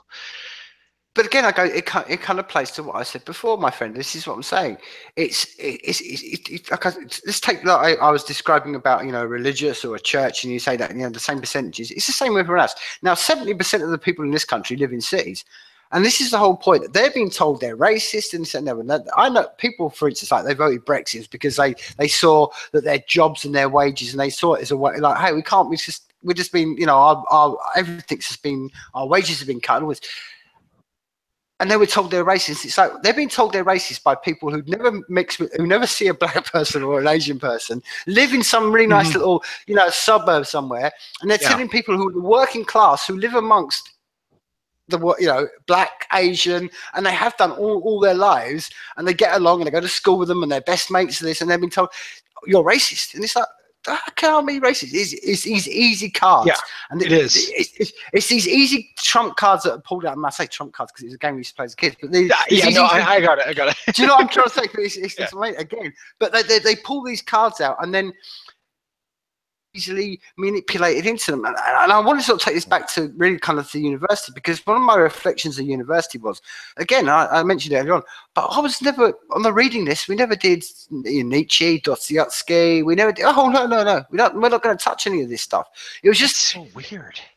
Yeah, and I was doing a creative writing course. And we were just given like the Great Gatsby and no, the things like this. It's like, wow, this is really, because again, this is what I'm thinking is fascinating, because what I noticed in it was basically, which again is ironic really, because it goes back to what Dostoevsky was talking about, Nietzsche was talking about. As like Nietzsche said, God is dead, and then we're living in a society where we've got postmodernism that's basically built on this whole point of like, oh, okay, and this is what I've seen in university, and it really shocked me when I was at university. It was like they're not interested in facts; it's just an opinion. And this is what I found with particularly like around the Corbynites did, and it's like particularly why you saw it here. It's the same thing. They focused on this very small echo chamber. Who, ironically, it's exactly what I was reading Dostoevsky, so I'm thinking, this is the bourgeoisie. This is exactly all these Corbynistas are the ultimate impression of these people live in lovely little quiet suburbs, blah blah blah blah blah, and virtue signal to the day they're done and go, oh, I don't, and what's worse about them, man? And let's be real about it. There are all these. This is trouble over here. We had this whole. For years and years and years, we had this whole mantra of 50% of the people have got to go into university. So they shovel 50% of these kids into it, gave them all these degrees that absolutely are absolutely bollocks. They don't mean anything in the real world out there. So now they go into the real world. They haven't got debts like you've got in America, but they've got substantial debts. They know they're enslaved for the rest of their life, in servitude to the government for the rest of their life. And no jobs at them, because it's like, well, I don't really care if you've got a degree in acting. It doesn't really matter when you're going to work in, engineering or work in whatever. And you've got these whole kids like that. And the trouble with these, but because they've had so many years almost, and I'm very wrong, but they've been like, this goes back to children. It's like spoiling your little girl and saying to her, "You're always right, you're always right." And they go through. They go through every little tick box. They pass all the exams, because all exams are about is just, not thinking, just answering questions. So they get their A level and they go to degree, get a degree because they can tick, tick, tick, and then tap their head, and they come out of it, and then the real world hits them in the face like that, and then. Okay, I want somebody who's going to give me everything for free. And then they go and rally around that person. And then this is the blowback you see. But it's such a bourgeois thing. Dude, I've never seen, I talked, it was hilarious, talking to people who are proper full-on Corbynistas over here. And the people they talk for and go, I'm doing this. And you go and talk to, I know people live in a situation like, what the fuck? It doesn't speak for me. It's got nothing to do with me. I've got no interest in any of them. But there's this mentality, dude, which goes back to what we're saying, which again, this Dostoevsky talked about. What do we do about these people? What do we do about this? Because it's such a, one of the things you easily learn that people love to, you see it particularly with the Trump shit and the Hillary shit. You see over here with the Corbyn and stuff, and these chambers, man, they love that herd mentality. And it's almost like the bigger the herd gets, which is why every novel, every serious novel you've ever read, any writer that's probably inspired you, have always talked about the same thing, where it's from the Brothers Grimm talk about in fairy tales. What's the biggest fear we've got to be fearing about? The grandma who has a sugar house, the guy who comes and gives the sweets away. But we don't learn. We still just go behind the guy who just goes, oh, there's free sweets, here's free sweets, here's free. So what do we do about this, dude? And this is what, like I say, it's particularly, I think, a very much a Western problem. I lived in Argentina. They didn't have this problem. You don't get leaders over there going, "Oh, we're going to give you this and do that," and they're going to get to power. No. They've lived the extremes. But particularly in the West, where we've had so easy for so long, and we're so fortunate. This is the other thing. We're so goddamn fortunate to live in where we are, and yet this is the first world problems we all talk about, which ultimately we're the richest 1% of the whole world, and we've got these little problems. And we focus on them so much, when what we need to do is, like Dostoevsky talks about, strip us back down to we're the same human being. I'm not that far different from someone 200 years ago. I'm no different from somebody in Sudan. The only difference is that I've been fortunate in some ways, and I'd argue to be born here, not into some military dictatorship where I could have my balls cut off, because it's the religion of the country, or I could, sure, I've got to wear a blanket because that's what the ideology is, or I've got to, that's the only difference is, and this is one of the things that people got to understand. The only thing that separates us from anybody else on this planet is we've been fortunate to grow in the lands we are. But with this, we've got to understand how much freedom we are, and that is the ability that we keep going back to, is the ability to talk. And not only that means, and I think the second thing is, we've got to start wrestling the real questions, and that's what I'm saying. To me, Dostoevsky should be on the curriculum when you're 12, let alone when you're at university. Nietzsche should be taught to every, it should be taught. There should be cartoons made about them. There should be films made about them. The Grand Inquisitor should be something that every kid knows. But these are because, as I keep saying, dude, I don't think we're ever going to live in an age.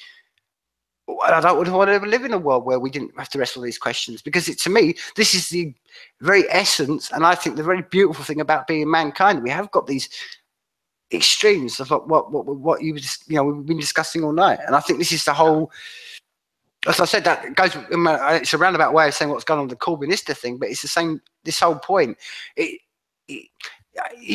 The crowd can never ever judge. I mean, some people say, "Oh, what's it like to be in?" I'm like, well, it's the same thing as people say to me, like, "Oh, the Great Recession." I'm like, all my life I've just looked out the window and seen the birds sing. Nothing has really changed in my life. The recession apparently was like, "Oh, we're in it," like nothing ever changed then. And then we got, "Oh, do you feel like you're in a left-wing country?" And I'm like, "I live in Scotland, dude. It's completely, it's SNP up here." And no, it just feels no different to when I lived in any part of the world. We all, this is a point, there's so much we've got in common, and we're meant to be told about these little winds that blow that suddenly changes everything.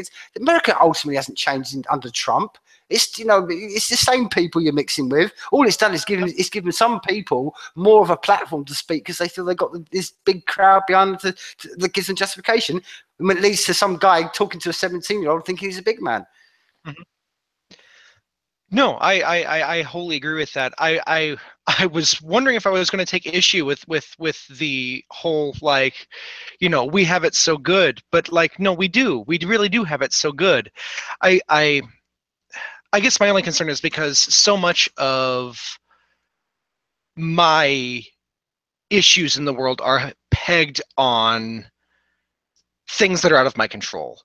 Like the fact that I have diabetes and the fact that we don't have an NHS and therefore I have to pay $1,000 a month in order to get, medication and stuff in order to just live on a monthly basis. It's one of those things that I don't feel like, I don't want to say I'm entitled for believing that we should, like, I believe that society, I don't want to say it owes me anything, but I think it'd be nice if, like, I didn't have to worry about dying every month.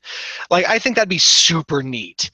And I don't know where that line is, because I know there's a line. I'm not saying that, the Corbynites saying, oh, everyone deserves to be able to have, $4.99 shrimp any day of the year forever and ever and ever because reasons, like, but just like there's got to be a baseline with which we all respect our fellow human being, and I feel like that is reflected in our politics. It's not a matter of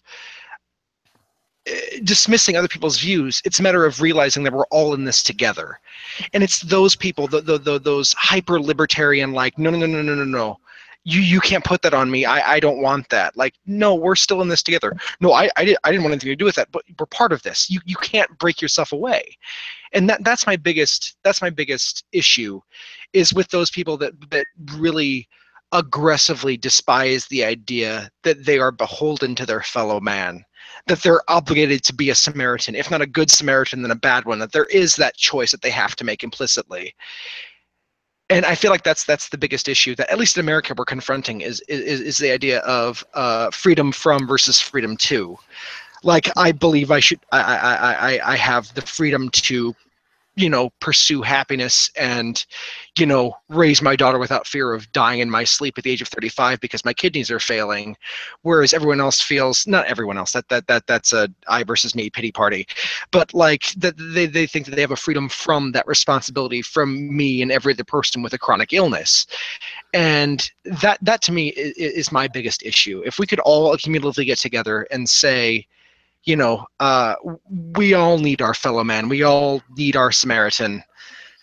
I think we'd be better off. And the fact that we have such pushback from that is what disturbs me the most about the current political climate. And I think that's what makes it so easy to marginalize people who disagree with you, is because there is that, to me, it's fundamental. It is a fundamental disagreement about what we're here for. And because it's not the same thing as what we were talking about before with like religion and things like that. It is a foundational belief in the role of us as the individual in society.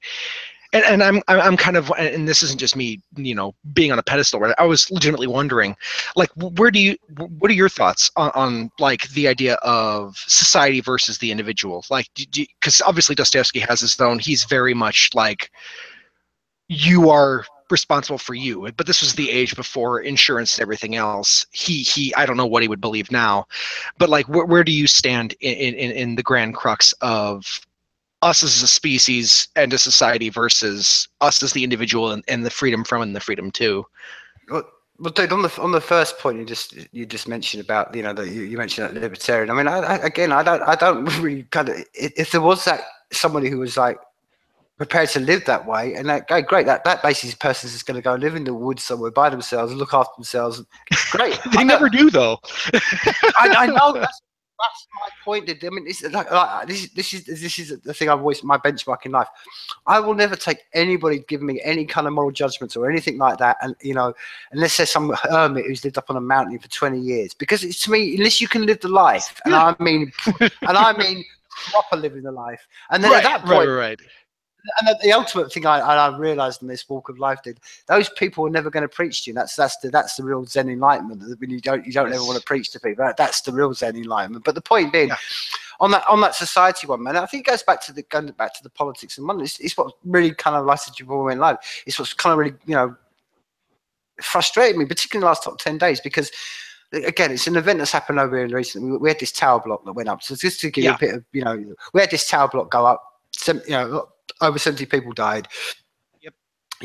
And this is just, as I said before, I briefly mentioned it, has just been used in the media just to ratchet up the rich versus the poor. And there's these bunch of white, people sat in this building. They decided to burn all these bound people out of their houses because they wanted. And this is the narrative, blah, blah, blah, blah. But what you saw if you stepped away from their echo chambers and all that crap they're feeding you, was actually, this is where I don't think there's any kind of need to have any belief in. I think as you see this in action, I've seen this over and over and over again, and I argue every single time, the more it happens in a situation, you see it more. Whether it's, so you've seen it in every situation, but dude, in this situation, what did you see? Humanity just rushing to humanity. They were providing. People were queuing up with food banks, and the food banks that say no, no more. People were queuing. People were giving all their money. Kids. You see this in every event. This is what we don't need. There's no kind of like, is there a natural?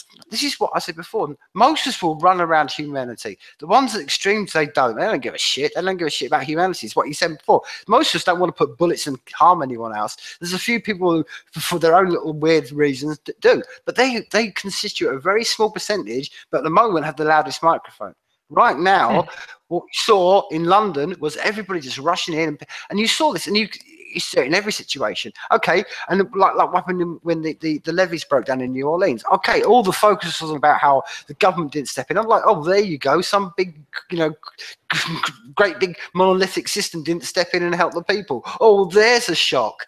But what you did see was people rally around each other. And I've seen it in every situation. And again, this is what goes back to what Dostoevsky talks about. Hey, it's not true that happens everywhere, but you do see generally. And I've been in situations think, okay, you've got to be aware of people are going to be people, but we're us to society, like you said before, and this is what it all breaks down to. As long as nobody, this is what I've always sort of felt about life. Like we're all going to gather into tribes. It's one of the things I learned when I lived, particularly in South America. And I took myself particularly off radar. And I went to live in Venezuela for 2 years, and that's off the radar and in the proper none of the city living in Caracas bollocks. And just to witness how and experience how they sort of saw things, and you see the same thing. You don't need any kind of overriding ideology or this sort of stuff. People just humanity looks after each other, and if you don't, you're like if you offend a tribe you're in, or the people. For instance, if I was to go in there and just walk into this tribe, and I've been accepted in, and I sit there and I just sit there and do bugger all for months on end, and they're soon going to go, get out, because you're not useful. So you find this. It's a natural state of humanity. You can't just do nothing. And if I was, like I say, to sit in one of those tribes and then like for instance, I'll give you a story. When I first went to Venezuela, we went to live on the beach, and the very first night we were there, there was a forest fire, and of course, obviously, man, we all just went out. None of us knew each other. We couldn't even speak the same fucking language. We just all went out and did the same thing, and do you know what I mean? Put the forest out and put the fire out. Now it goes back to that whole thing. What some people in the world would call karma. It was like. I didn't do that it didn't do me any good. No. It wasn't being altruistic. I didn't do to have any virtue. It's not. This is a story I don't even tell. It's not even that I go around telling this story to everyone. It was just that moment, and I think this is my point. I see it over and over again, and it reflects what I said in London. You see this over and over again. That's why I think. What I love about Dostoevsky and what he talks about is he's illuminating the fact of this is in these conditions of humanity, but overall. Strip ourselves away from these ideologies and not be seeing things, we would be fine. I mean, that's the whole point. This is kind of how I kind of look at things. I mean, I don't like what I don't like about the world we live in right now is that certain ideologies own certain things. It's like over here. It's kind of like if you don't go with Corbyn and all that kind of stuff, then you don't believe in people wanting healthcare. Come on, you don't own that. The left. This is what I'm saying. This is how we can get up beyond these things and say, look, the left don't own this. The right don't own economics. It's not ownership of any of these things. These are just what's logical. And I think everybody, I've been around the world, and I think 90% of people I've met, 9 out of 10 people I've met, would all be on the same page. Of course, people want to make sure. Nobody wants to see you suffer, Jacob, just because of some ideology or some. Well, it works well on paper, but equally, you can see the both sides. But it's logic. It's what it's always about, not belief. Because you can have belief and go like I'm saying, and let's give everybody everything. And money just grows on trees. And this is the struggle we've got, and this is the problem we've got. Is that generally in all our it's like generally the right own economics, the left own care and health, and it's like it doesn't. We need to break out of that paradigm and go no. Well, look, we're all just human beings, and we all want. And I see this reflecting over and over again. I've seen, this is how I go back to relate to what you asked me about society versus the individual. I think the first thing you can do is basically to help anybody else. You've got to look after yourself. There's no point me being a useless, not doing anything for myself, because if it calls, if you need my help, you're going to need me. So we've got to first of all look after ourselves to make ourselves strong individuals. But from that point of view, dude, there is that thing. There is that humanity.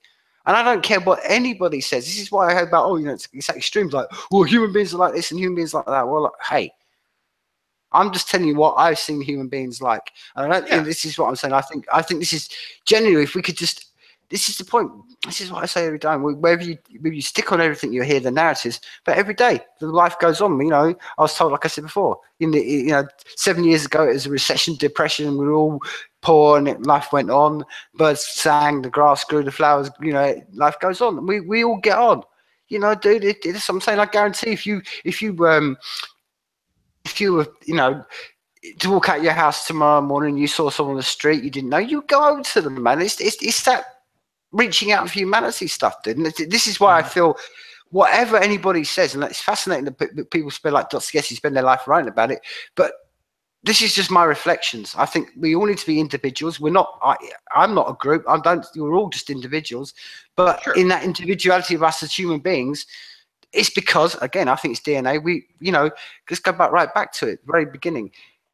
In the very part of humanity, the person that walks across the savannah by himself has got very little chance of surviving. Grouped together with 6 of you, and we've all got each other's back, and we can set fires, and we can hunt that one beast down. We've got far more chance of getting our kids and our DNA through. So you can argue it's part of our DNA that we want to look after humanity. Oh, absolutely. But equally, to me, to be a help to anybody else, you've got to look after yourself. And I think that's half as we've been discussing tonight. You've got to question yourself. And this is what I love about Dostoevsky. It makes you realize you've got to question yourself. Make you the best of what you can. Make you the best father of what you can to your little girl. Make you the best, a partner you can be, the best Jay could be, the best person you can be. Like me, make the best partner I can be, the best dad I can be. That's our role in lives, man. That's where I see the individual versus society. Because if we weren't, it would be that whole point. We might as well just go out and kill ourselves, or just fucking do what we like. And I don't want to live in that world. And dude, and we've seen this whole point. Nor does anybody else, and because that world doesn't exist. And when they do, they give the people the option. They're out of that shit immediately. So I think there's a part of humanity itself that's completely individualistic. But equally, is as much as that, and that's what you see when you have a child, dude. This is why everything changes when you have a child. Your whole mentality changes from everything about me, and then you see this little thing, a bundle of cells. You're like, oh wow, and then but you're still in essence Jacob. You're not going to suddenly become. That's what I think, though, man. It's a very long-winded way, man. What are your thoughts? Anyway? No, I wholly agree with you. I suppose my only questions are like, obviously I fully agree with you with regards to the individual. Like, you have to take care of yourself. I can't imagine anyone would say like, oh no, you need to feed the person next to you before you feed yourself. Like that's an absurd motion. Like why would you ever do that? Like no, and doing wrong. I'm sure there are some people who legitimately believe that that's the best answer because they're idiots. But like no, it's a matter of you take care of yourself. But it's the degree to which we owe is the wrong word, but it's the one I'm going to use anyway. That we owe the people around us, that we have any sort of monolithic obligation to I suppose I would call it society, but I suppose at this point it's might as well be called government. It's a matter of limitation, at least. And I feel like things are probably different in the UK to a wide range of degrees, but here, at least in America, it seems especially hedged upon the idea of get off my lawn. I don't know whether you've ever seen Gran Turismo, but the country seems to be largely in a Clint Eastwood state of mind. It just wants you to go away and everything will be fine because we're all white and it's fine. And it's not to say that everyone who disagrees with the universal care is racist. That wasn't my intention, nor is it at all true. It's just that there's that isolation. We want to be kind of left alone because we have a far larger rural population in America, and so we have a lot more of those kind of cliquey, like frankly, they're inherently communistic because they don't operate on any currency. They operate on the I did something for you, you did something for me, and that's the way they function. They are entirely not self-sufficient, but to a large degree, they operate on their own rules. You help me, I help you. There's no ledger, but we know where things stand. But then when you take that out to a larger perspective, everything breaks down. And I think that that's natural because we're not actually talking to people. Like, I had a friend in Japan who was legitimately upset about the idea of Medicaid, Medicare, whatever the one is for poor people, going to help people. He was like, they should get a job. I'm like, well, I tried that. I'm, chronically ill. Would you be against me getting that because I'm chronically ill? And he just seemed generally taken aback. And it was a slightly more complex conversation. It wasn't a matter of me saying like, well, what if I? But he was legitimately taken aback. And it's a matter of humanizing. And I feel like that's we've lost that. And is it that way in the UK? Because obviously with such a heavy urban complex, I feel like that's probably why. And I totally agree with you that no one side deserves to rule any one issue. It's a matter of degrees, not all or nothing. You play all or nothing, you're playing Russian roulette. There's no good rule there. You get all or nothing, and that's the wrong way to play with people's lives. But Dude, have no, I think in some ways this is not saying. I always find it's fascinating, particularly around the healthcare, man, because healthcare over here, dude, this is what I'm saying. Maybe that's a whole conversation in itself. But do we have the NHS is like the sacred cow. It's like a religion in itself, and nobody. It's almost like you talk about monolith, dude. Because we're almost the opposite way around. We've got this monolith that's just taking up so more resources, and it doesn't matter how much bigger it gets because even to the point where we've got tourists coming in now. They just come in and getting it free here, to get it free health, and then bugger it off. Can I do that? Is it a thing? Dude, man, this is half the. There's one of the things about Brexit. People were like, "Whoa, our taxpayers are paying for people." Literally, we call them, they're called health tourists. They come in, use the NHS, come in for 6 weeks visa, and bugger off. Because if you turn up to any of our hospitals and you get free, you get it. So we do get people back. But the point I'm making is, like I say, it's become a sacred cow over here. And I think it's I think this is what I'm saying. It's why it needs discussing, because like all things, it's balanced. Because in our country, we've gone so much the other way. We've had the NHS was set up. Let's be real. We have a universal healthcare area because of the Second World War. We had so many of our men killed in the Second World War, coming back completely. If any of them were lucky enough to come back, they were completely, literally disabled, messed up in their head, all sorts of stuff. And it was kind of like, right, we need to look. We've just been through the most horrific war we ever won. Let's come together and build a country, and let's include in that looking after the old people, the kids. It was all very good, all good intentions. No one would say anything different. But every year now, like I said, because it's a sacred cow, because it gets you votes, because it gets you nice little virtual points. Everybody wants to do it more. Oh, we're going to put more money in it. So we've got this massive, great big monolith right now. People aren't any healthier. People are still, dude, I've got personal experience. I know people have gone through the NHS, and it's a horror story. I know the rest of the world thinks it's some sort of glorious thing. It's a horror story. And I mean an absolute shit show of a fucking horror story. Story after story after story about how they're just abusing, just allowing old people to do this. And I'm not saying it's all like that all the time. Absolutely not. But my general point is the idea of just, which is I always find hilarious about the general ethos of the left. It's just like their answer to everything is there's more money. And we've seen this with the NHS. It's sacred cow. It's more money is more money. But equally, you hear this, record amounts of money being pumped into it, and then on the other hand, we've got record amounts apparently of disabled people. We've got record amounts of this, record amounts of this, and you think, well, wait a minute, we've got more of an alienation now than we did 50, 60 years ago. With all this technology, and we're living better. We've got all this, advances and everything else, but we're apparently some sick, horrible nation that needs so much. And it's this whole point. If you give too much of a safety net, again, it's what Dostoevsky talked about. Human beings will tend to go, oh, wait a minute, there's a benefit for me. Just it's there's a currency in me. Just getting off on that. And this is what the worst part of it, Jacob, is. It's not like you come over here and it's like, oh, it's a lovely little paradise for someone like you. Because the trouble is, you've got all these people, and and it's still like, people with diabetes stuff. I do, one of my best friends, he's a black guy, and he's particularly black guys do diabetes, and it's not like it's a panacea for him. It's not like, oh yeah, I'm a minority, I get extra tick awards. No, it's the same shit show over here, man. And this is the point. So the point I'm trying to discuss is we've got to get away from these cheap, easy solutions. This is what can happen with healthcare, and it's a perfect solution you talk about, because again, it can get around these easy solutions. Why brushstrokes? Oh, if we just put my money in it, and look at me, I'm really caring. Like what we talk about, the Brothers Grimm idea of just coming along, giving it doesn't work. And what we really want to do is make sure that you're okay, and we get by, and not making sure that we all just, as I said before, it's that analogy of almost taking it out to the widest. What's the point of making the whole country poorer if it's making us more ill, and all our resources are going into something that's making us? Again, we need discussions, and these are the problems, dude. Because I mention all this because, dude, I don't have this conversation often. Because if I have this conversation, it's a sacred cow. People are like, oh, you don't care about people. You just want people to die. I'm like, whoa, whoa, whoa, whoa, whoa, whoa, whoa. And this is the point. Half the battle is just wresting the narrative away from an instant Pavlovian reaction we've all been given.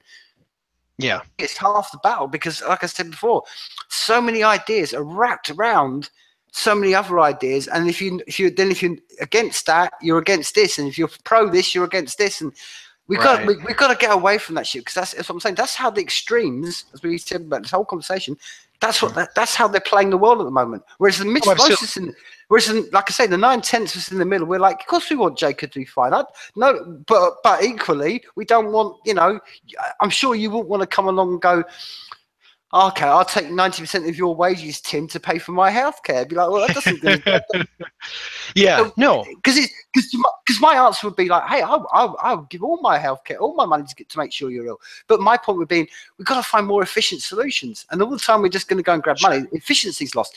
Again, dude, this is we just had this. We've just broken this down. We've had more of an intellectual discussion about the NHS in this last 20 minutes than you'd ever hear in my lifetime over here, and that's the problem. That is the saddest thing I've heard all day, and I watched my daughter cry because I wouldn't give her an extra breadstick. So I know true sadness.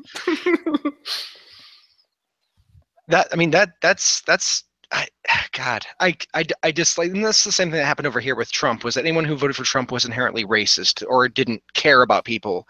Like there is no entertainment given to the idea that people who have legitimate grievances, the ones who, voted for May, who voted for Trump, who have legitimate concerns, like, look, my job's not here, and I can't necessarily trace where it is, but I know where we're going. My job's not there, and I like my job. I like being able to provide for my family, and they go for that.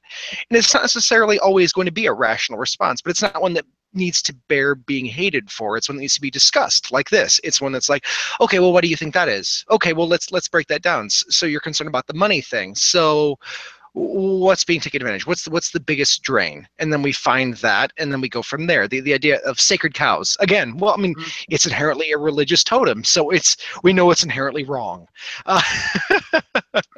It's inherently there to drag unsuspecting people into protectionism. It's there to make them feel like, oh, you can't touch that, the entire world will come crumbling down. And I didn't mean to make it into like some sort of sob story about me. It's just it's a legitimate. This seems to be the biggest distinction between European and American left and right, is that understanding of healthcare, because there does legitimately seem to be a what's mine is mine and what's yours is yours here, whereas there seems to be a present understanding of like, no, I want you to be healthy, but like, come on, I'm not going to pay for some Canadian asshole to come to Canada. Like, Canada's going to come over here and steal your healthcare. Some Ukrainian person to come in from the Civil War with a leg blown off and get that reattached and then wander off 6 weeks later for free. Like, that is inherently problematic, because they're not supporting the system. They're just dragging from it, and that is, as horrible as it sounds, unsustainable. You can't go around giving away things for free, which is something the left loves to do. It makes them feel good, which is fine, because I love feeling good, but there's lines. There's very large, bright yellow lines in the sand where it's like, okay, it's cute that you wanna play the big hero, but can you stop healing that? What is wrong with you? This is not a game. Like you've got to ask yourself some questions, and those are questions that are not always comfortable. But I absolutely agree that mainly I'm really upset at the fact that you haven't had a good conversation about the NHS in a long time, like that, because I struggle to get like my in-laws to entertain the idea of like Medicare for all, like that like just the idea of it upsets them. And one of them has a stint, and that's like, you know, a $50,000 endeavor with, you know, everything else, and it's still like no, that's mine. Like, why would you own that? Like, don't get me wrong, I respect the, you know, living the life you believe in, but it would be so much easier. Like if you're just like, okay, I'm going to give you 20% for 20 years, and then it'll pay off dividends when I get old and my body starts failing, because it will, because bodies are terrible. I, for one, look forward to becoming an emulation. I don't know about you, but I want to be a tiger, a robot tiger. That's my big plan. That's my retirement plan. I mean, again, I think that, as I said before, man, and this is one of the things that, again, and I think it's a perfect example of what, you know, again, the roundabout thing of this. Idols can be, you know, gods can appear in any society. They were very, you know, man, I'm very fortunate to be, you know, like I said before, United Kingdom, because we like, for a start, we're officially, you know, we've had the battle over, you know, many hundreds of years ago to wrestle, you know, the church away from the state. Yeah. And it's that whole idea of we've got this ability as the demos to go to the people who are supposedly ruling us and saying, this is what we want as a people. Do you know what I mean? But the moment, as I was saying before, we've got sacred cows, and it's like the NHS one there was a sacred cow. It's not. The worst bit about it is that, as I said before, by not discussing it, we just go down ridiculously stupid path, because it's what frustrates me. We could find solutions that could be much more better than just like, well, okay, what Jacob needs is this. Why can't we find with all these solutions? I see so many people, my friends recently, has gone through, you know, ill health, and it's one of the things I say to people all the time. They either whinge and complain like, hey, as long as you're breathing and you've got the ability to sit and talk, shut the fuck up, man. I'm not being real, right? But you know, dude, when you're lying in a hospital bed and you're looking at someone who you think, oh, no, I'm lucky that I'm going to see them tomorrow. So it's just a whinge about, you know, well, my college education. Well, man, let's be real. Come on, this is some real conversation. But the trouble with all this, my friend, is that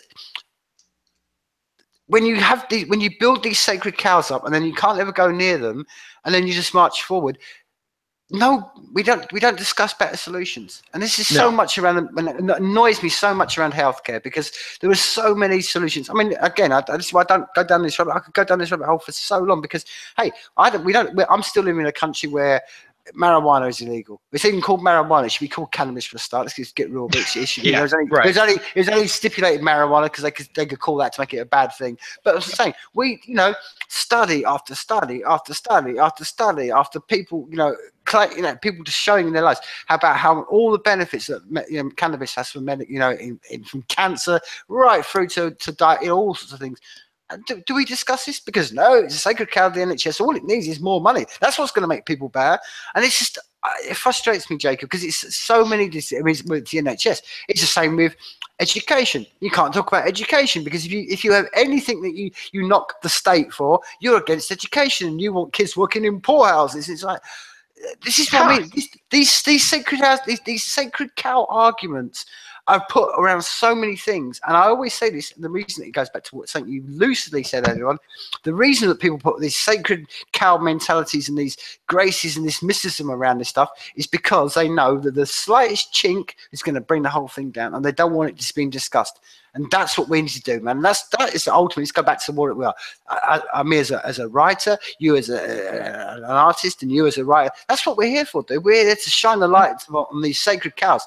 And this is the point I said before. At the moment, the first thing we can all do is, like I say, try to at least look at the sacred cows and discuss them. And it goes back to what I've been really doing. That's what I'm saying. This is why, again, Nietzsche, these people, they should be given to kids because it opens a questioning mind, and it opens that inquisitive mind, and we can find solutions instead of just going, oh well, if we feed this is what I'm saying. We're no different from the people living in Persia, 3,000 or 4,000 years ago. Feed the golden cow, and we'll be safe from pestilence. And feed and I hate this. It frustrates me that with all the knowledge we've got, and maybe it's what I'm saying. We're at that pinnacle because we've got the ability like never before to communicate. We discussed many times. Well, we could find solutions. But if with all the tools that we've got and no communications is going to go on about because it's like, oh no, that's already been solved. The golden calf over there is going to give us all our rain, and the golden cow over there is going to give us our help. We need to get away from this, dude. And I'm saying, people, the only people that really have build these sacred cows up and have anything about allegiance about keeping them alive are the people that are invested in them. The rest of us, we don't really care. All we want is decent. We want to make sure we all get by. We're all looking after each other. That's just what I'm saying. This is where we all are because, dude, this is one of the things we've all discovered in my lifetime, in your lifetime. We're all exactly the same. Dude, whether you're the Queen of England, whether you're Trump, we all get up in the morning. We have to fucking eat. We sleep. We shit. We go back to bed and we repeat. That's life is suffering. That's again what Dostoevsky pointed out. Life is suffering, and we all the time we're just living in this life of suffering, and it's what we do for each other, and we can't afford. And I think it's the biggest crime. That's why I don't believe any. That's why I said many years ago, right, a whole piece about it, don't follow me. Don't follow anybody because anybody tells you there's a one simple solution to this or the no, don't believe them because the real questions in life, dude, as you would know, as we spent nearly 2 3/4 hours wrestling around, skating over the edge of it. It's hard work, dude, and this is why. Where it breaks down to, like you said, we were discussing, a lot of this hard work is in yourself, and a lot of this hard work needs to be done between, and I think, human beings to human beings. And that's what I sort of round this whole generally one up. I think this is where I do think, good point, because I think, dude, your healthcare and, my healthcare and my education and my, your daughter's education, they're not soon going to get to a point when they're not, just because you're born in America, you have to live by American healthcare rules or education rules. We're becoming a bigger, this is what I love about the world we're building now, right?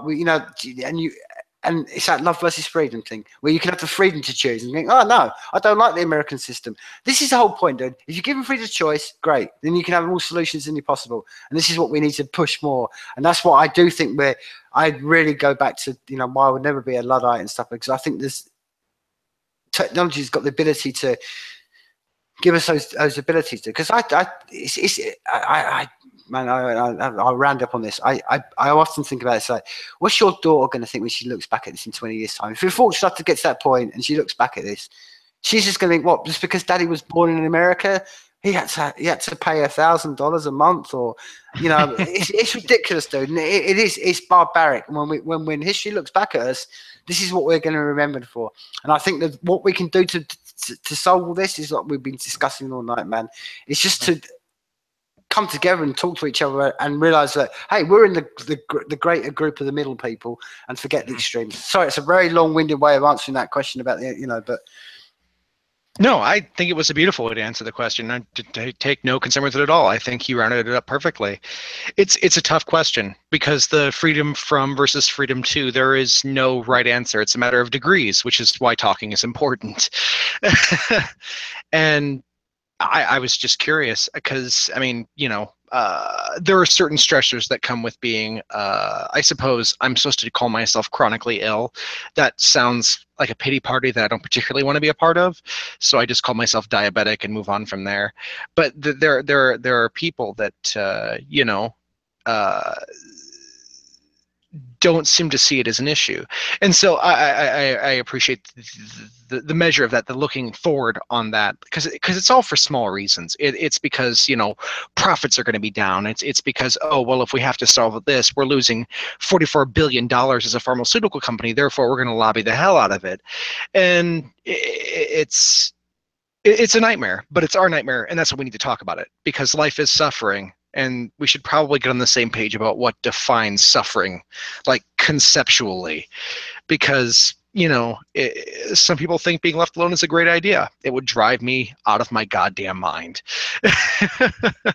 And we need each other. And I think that is the crux of being human. And what concerns me the most is that I fear that we're getting to a point where we're stopping our belief in that, where we're no longer believing in each other, in our ability to converse, even if we disagree, that I can't look at someone who I disagree with on virtually everything and share a beer and just, sing Piano Man at a bar at, 2 a.m. Like that should be it. That's it. That's humanity in a nutshell. It's love, it's loss, it's tragic, it's beautiful. And I want more of that. I'm tired of being stressed. I'm tired of having to worry about, I'm not tired of having to worry about being alive, but certainly about having to worry about getting into arguments over non-issues, having to, guard every thought, every passive comment. It shouldn't have to be that way. We should be able to have conversations like this. It shouldn't be some grand experiment where we have to, we can only have this conversation 10,000 miles apart. Otherwise, we just couldn't do it. If we were to see each other in person, clearly we would break down and just start strangling each other. Like there's no way this could happen. And that's what worries me the most, is that I legitimately fear that we are moving away from the understanding that we both seem to share, which is that, talking is key. And we don't want to do that anymore. We just want to put ourselves in our little bubbles and hear our echoes and smile that we're all so goddamn smart. And that's a goddamn tragedy. It is, my friend, but as equally as I say, like anything else, and do you know what I mean?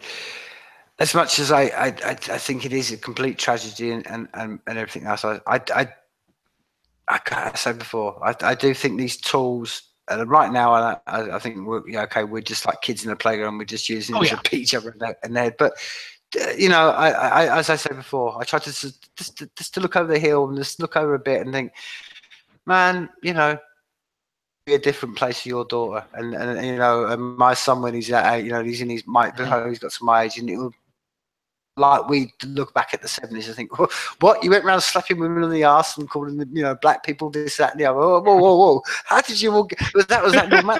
But dude, that was the point. That was normality. And this is the thing right now. And what we see as normality, I do generally think, like you said, and I think half the point of it, and generally do, and this is why I don't know.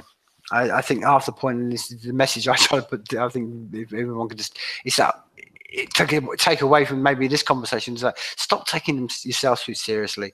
Dude, when it comes down to it, I mean, if nothing else, would take away from this whole conversation, it's that whole point, don't take yourself so serious. I mean, be thankful you've got some health. Be thankful you can do anything, because, man, you're lucky you're alive. Let's be right. And if you're not, pain and suffering right now in your life, be thankful for it. And that's that. It's the small things, dude. It's you're putting your arms around your daughter and telling you love her. Giving your partner a kiss and telling them you love them. Just being the best you can. And that breaks down to the individual versus humanity, man. Because if you're being the best you can, and the best you can is going to be that, then great. Then someone else is going to be that, and then the more people like that, it becomes almost like a signal, and people are like, well, actually, I don't have to be a prick. I can follow that path, and that path's a really good path to go down because I get more for it. And this is dude, this is what I'm saying. It's hard to stay positive, and it's easier just to entrench yourself and go, fuck it, I'm going to go in an echo chamber and just shout at 17-year-old girls. It's an easy way to do it. It's a hard path, dude, but this is what Dostoevsky wrestled with, man. There's a wide path and there's a narrow path, and hey, if everyone wants to go down the wide path and the easy route out, that's their choice. But as individuals, we've all got the choice to say, hey, I can take whatever path I want. And that's what it all breaks down to, because right now we have got a choice. And this is, again, we've got our health, we've got some degree of freedom and ability to make a choice. And we've got the ability to go out and discuss these things. And that's what we need to do, dude. And that's what I'm saying. And I think that sometimes, like you say, you're saying about, people like that. And I think sometimes, like I am now, I've got to the point of, like, I don't waste my time and energy on people I know that every time I'm going to speak to them, they're Crontarians. I've had my fill with Crontarians, because it's just, your energy, and my time and my energy is too precious to be wasted on time. And I think that's a lesson to be learned to people, because they're the very definition of people who take themselves way too seriously. It's, you know, it's like, you don't need this in the world. We need to find answers and solutions. We're saying back tonight, coming together and doing this. And sometimes if there's people in that in your life, it's a lesson I've learned. You know, sometimes you think, well, hey, I'll just get you less and less in my life, because I'd rather focus on the people that, you know, are willing to have an open mind. Not just an echo chamber. I'm doing. There's nothing worse than being surrounded by people who are like-minded. I hate it. That's why I'm researching for people on the other side. But at least, you know, that's what I'm saying. I think the things I think, you know, the takeaways from this meme and the lessons I try to say to people is, you know, don't take yourself too seriously. And like I say, and sometimes it is. You just got to go, well, I'm not going to waste my time and energy on people like that. Yeah. You know, it's like, you know, like I mean, Matt, dude, if I knew that guy, if that story, that 17-year-old, it's kind of rattling around in my brain. I'd go up to him and go, "You're a prick, dude." You know, I mean, I'll be so English working class about it. I'll just go up to him and give him the prawl. You know, what are you doing, mate? You know, but that's what I'm saying. These people need to have their sensibilities done, and this is the point. You do it in humour. You make them a laughing stock. Yeah, well, we'll be what, you know. You don't go up to him. You don't give him the seriousness he deserves. You make him the joke that he should be. Yeah, and that's what I mean.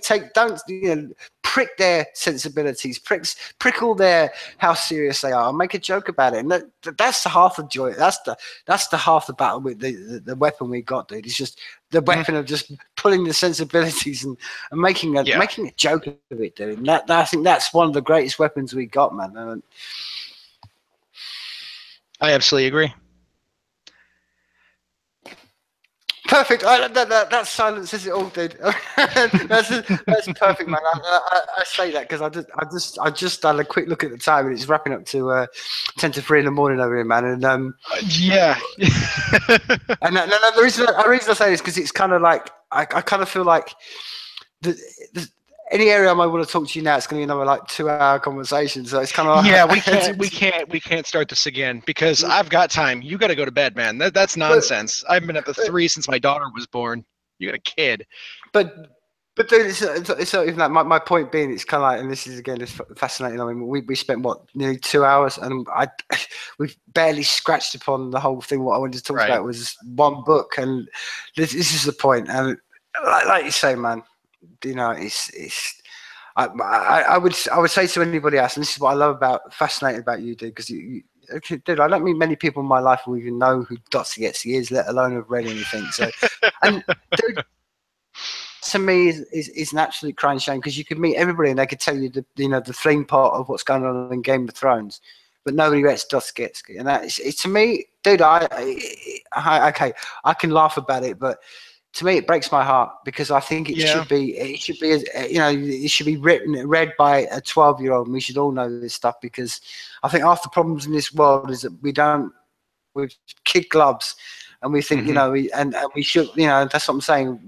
We need to all, and that's what danger do. We don't have these conversations. It's the whole point. When you treat people with, you know, lack of intelligence, and you don't wrestle these things, we end up in the world we are right now, which is echo chambers, and it's a sad world, man. And this is where I'm glad in some ways that's why I would do this conversation, because if not, I would just end up with massive hump of hate, and I'll just be like, fuck it all. And you know, I don't want to be like that, man, because you know what I mean? Like I said, dude, we've got to wake up tomorrow morning, the birds will sing, and I think that's to get away the point of it, dude. And I particularly, man, I want to make this reflection, particularly in the part of America, man, and I think it's my one getaway about the whole of this. It's my one last line on this. The politics in your part of the world, man. And my one thing I would say to all Americans, anyone that maybe listen to in America, well, just generally, man, try to spread the meme that whatever you may think of Trump, whatever, and I don't care, I haven't got a dog in your fight, but he ain't Hitler.